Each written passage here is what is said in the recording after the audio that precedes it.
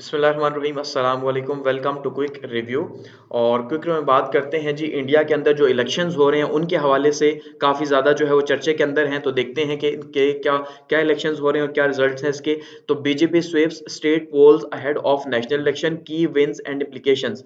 कि जो बीजेपी है मोदी साहब जो हैं वो उनकी पार्टी इस टाइम पे जो स्टेट के इलेक्शंस हो रहे हैं, ठीक है जी, ये बात दिमाग में रखनी है, जो स्टेट के इलेक्शंस हैं उनमें जीत रही है। क्योंकि इंडिया में देखिए, इंडिया को माना जाता है दुनिया की सबसे बड़ी जमहूरियत है इंडिया के अंदर, क्योंकि आबादी बहुत ज्यादा है। अब 1.5 अरब की आबादी है, तो एकदम से एक साथ इलेक्शन करना कराना पॉसिबल नहीं है। तो इसलिए क्या होता है, स्टेप्स के अंदर जो है वो ग्रेजुअली इलेक्शन होते हैं। तो इस टाइम पे इलेक्शन जो हो रहे हैं इंडिया के अंदर वो स्टेट्स के इलेक्शन हो रहे हैं, ठीक है। और उन्हीं के अंदर जो है वो आहिस्ता आहिस्ता से स्टेट्स के अंदर भी इलेक्शन हो रहे हैं, तो उनमें बीजेपी जो है वो जीत रही है फिलहाल। तो ये काफी ज्यादा कंसर्निंग है, खास करके पाकिस्तान के लिए भी कंसर्निंग है कि अगर बीजेपी दोबारा से पावर में आती है तो हमारा फ्यूचर क्या होगा इंडिया के साथ। तो देखते हैं इलेक्शंस को। अगर ओवरव्यू लेते हैं तो देखिए, इंडिया की जो पार्टी है बीजेपी, भारतीय जनता पार्टी, जो कि कंजर्वेटिव पार्टी है या राइट विंग की पार्टी है, ठीक है, मजहबी पार्टी है ना। तो राइट विंग की पार्टी है, ये इस टाइम पे जो है वो जीत चुकी है। और 4 क्रूशियल स्टेट इलेक्शंस के अंदर ये जीत चुकी है। और इवन यहाँ तक कि जहाँ पे चिट्टागढ़ के अंदर, राजस्थान के अंदर जहाँ पे कांग्रेस की हुकूमत थी, वहां पे भी ये जीत चुकी है इस टाइम पे। कि यहाँ पे चिट्टागढ़ के अंदर 2003 से अगर हम देखते हैं तो कांग्रेस की हुकूमत रही है, ठीक है। कांग्रेस एक लेफ्ट विंग की पार्टी है जो खुद को लिबरल या सेकुलर कहती है, ठीक है। तो लेफ्ट विंग की पार्टी है और राहुल राहुल गांधी साहब इसको चला रहे हैं। तो फिलहाल यहाँ पे इनकी हुकूमत 2003 से थी, जो कि अब बीजेपी ने छीन ली है। इसी तरह से राजस्थान के अंदर इनकी हुकूमत थी, जो कि अब 3 दिसंबर से खत्म हो चुकी है, और ये भी यहाँ पे भी हार चुकी है, यानी कांग्रेस, ठीक है।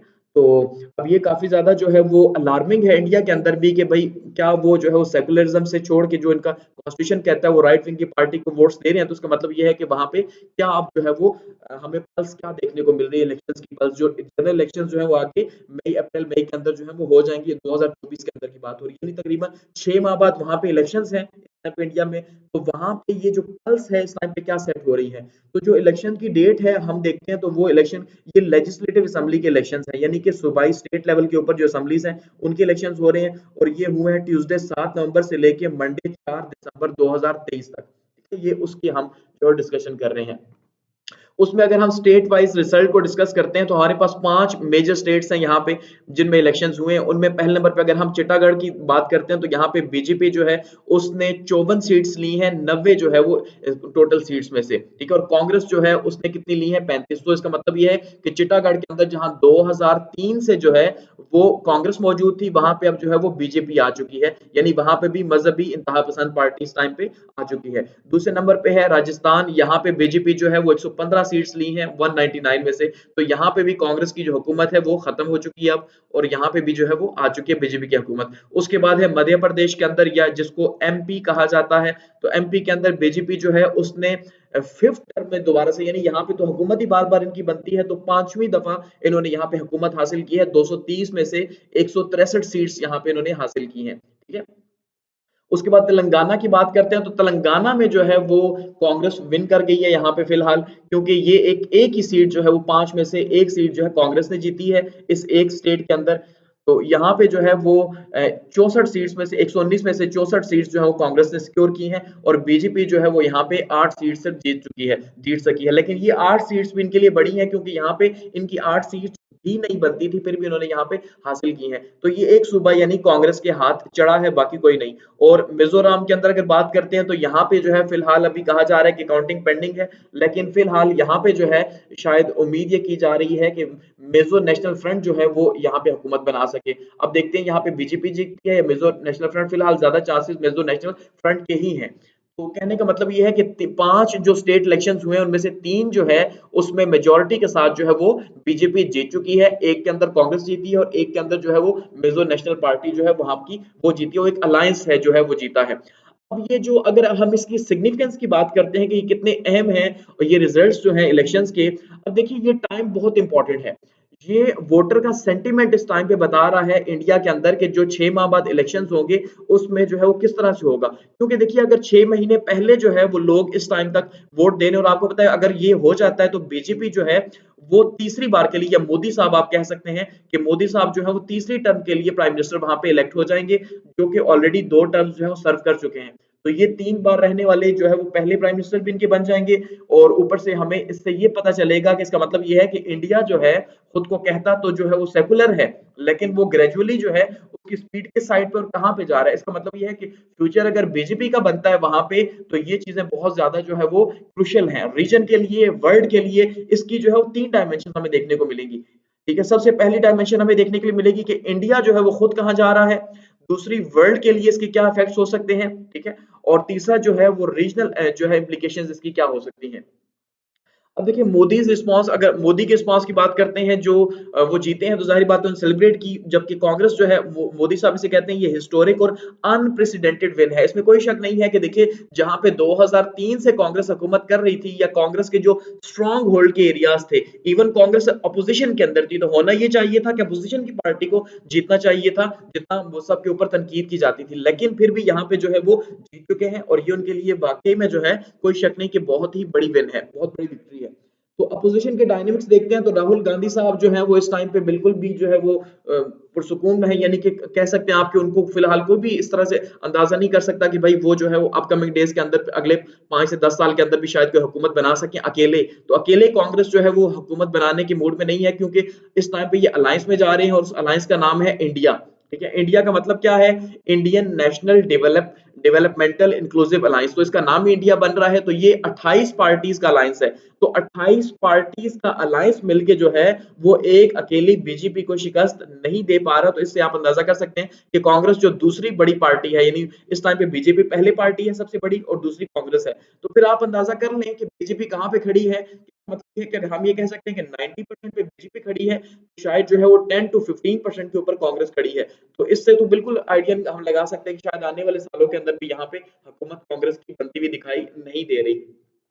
नेशनल इलेक्शंस का ये आउटलुक है, ये हमें फ्यूचर देखने को मिल रहा है कि भाई इसका मतलब ये है कि 6 महीने बाद भी हमें ये खबर मिलेगी कि क्या खबर मिलेगी कि मोदी साहब जो है वो इंडिया के अंदर विन कर चुके हैं और उनकी बीजेपी जो है वो दोबारा से हुकूमत में आ चुकी है। वोटर का सेंटीमेंट इस टाइम पे जो है वो काफी ज्यादा हाई है बीजेपी को लेके। इसका मतलब ये है कि जो प्रोमिस वगैरह किए गए थे वो बीजेपी ने पूरे किए हैं, यानी जो उन्होंने पहले प्रोमिस किए थे और अब दोबारा से जो प्रोमिस वगैरह कर रहे हैं कि भाई हम सब्सिडीज देंगे, लोन वेव करेंगे, खत्म करेंगे, जो एम्प्लॉयमेंट है उसको जनरेट करेंगे और अनएम्प्लॉयमेंट खत्म करेंगे।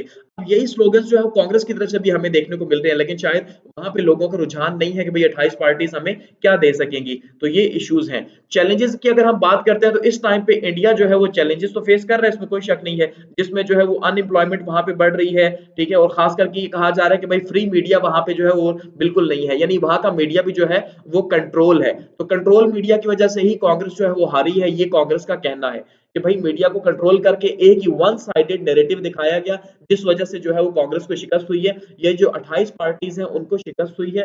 तो अब यहाँ पे फ्यूचर में अगर हम देखेंगे तो हमें क्या आउटलुक देखने को मिलेगी कि देखिए अब फ्यूचर इंप्लीकेशंस में अगर हम बात करते हैं तो जैसे मैंने कहा कि इसकी 3 डायमेंशंस हमें देखने को मिलती हैं।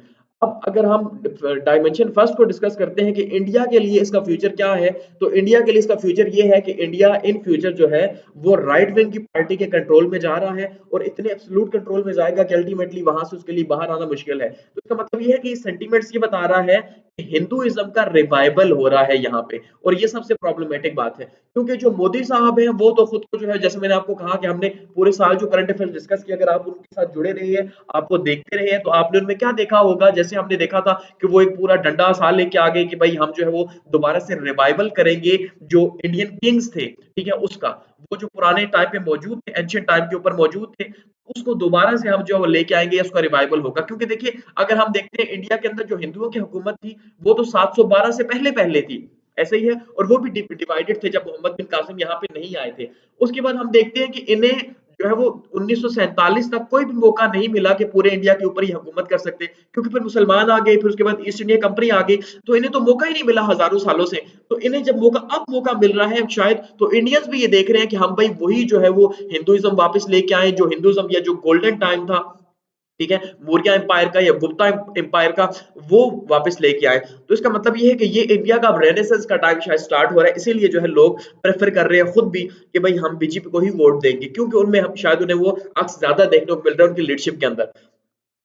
दूसरा अगर बात करते हैं वर्ल्ड अफेयर्स के हवाले से, तो वर्ल्ड अफेयर्स के हवाले से इस टाइम पे देखें इंडिया जो है हम ये कह रहे हैं कि थर्ड जो है वो लार्जेस्ट इकोनॉमी है, ठीक है? थर्ड लार्जेस्ट इकोनॉमी है, ग्रो कर रही है, यूएस के बाद, चाइना के बाद जो है वो इंडिया है। तो अल्टीमेटली इसका मतलब ये है कि इंडिया मज़ीद उसी डायमेंशन में जाएगा, बल्कि इंडिया को किसी भी डायमेंशन को चेंज करने की ज़रूरत नहीं है। इसका मतलब यहाँ पे जो है वो अगर हम रीजनल डायमेंशंस देखेंगे तो फिर यहाँ पे हमें चाइना देखने को मिलेगा कि इसका मतलब फ्यूचर में भी इंडिया और चाइना जो है, क्योंकि अगर कांग्रेस जीतती तो इसका मतलब ये था कि शायद में भी चीजें मुख्तलिफ होती, लेकिन यहाँ पे अब जो है वो चाइना के लिए और पाकिस्तान के लिए जो है हालात बिल्कुल वैसे ही रहेंगे अगर मोदी साहब जीतते हैं तो, जैसे मौजूद थे पहले ही। क्योंकि अब यहाँ पे आइडियोलॉजीज की वॉर है, इंडिया के अंदर भी आइडियोलॉजीज की वॉर है, जैसे राहुल गांधी ने कहा कि भाई आइडियोलॉजीज की वॉर चलेगी, एक साइड पे सेकुलर है इंडिया है और दूसरी साइड पे जो है वो हिंदू इंडिया है।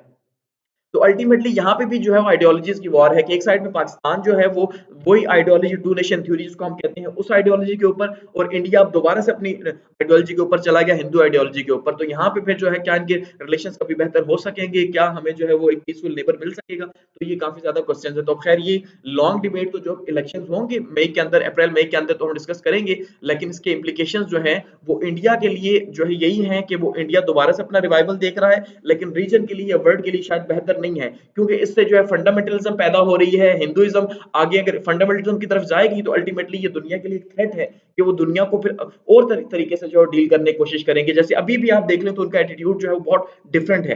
तो अब देखते हैं क्या होता है फ्यूचर के अंदर। और थैंक्स फॉर वॉचिंग, यहाँ पे इसको क्लोज करते हैं।